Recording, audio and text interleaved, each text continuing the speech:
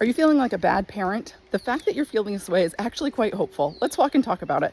My name is Amanda Sidell. I'm a licensed clinical social worker. I'm an inspired coach with the Inspired Consulting Group, specializing in parenting coaching, particularly supporting parents who have kids who are struggling with their mental health. I think a lot of us feel like bad parents pretty much every moment of every day, myself included. I'm saying we, right? And the fact that you're feeling that way actually indicates a lot of hope and that you're probably not a bad parent, because you're being introspective enough to critically look at some of the behaviors that you are engaging with your parenting, which means like introspection is and recognizing there's a problem is step number one to change, to improve, to learn, to grow.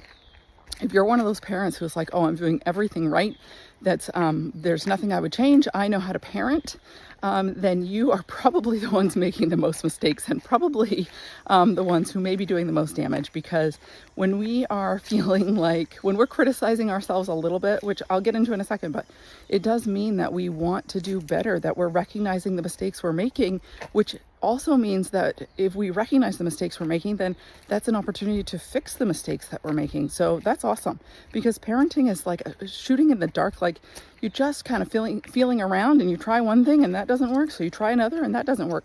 The important thing is that you learn, you grow, you recognize when you make mistakes, and then you fix them. That's it. So if you're not recognizing that you're making any mistakes, that means you can't fix them, and that means that you probably are not being as good a parent as those of us who criticize ourselves a little bit more.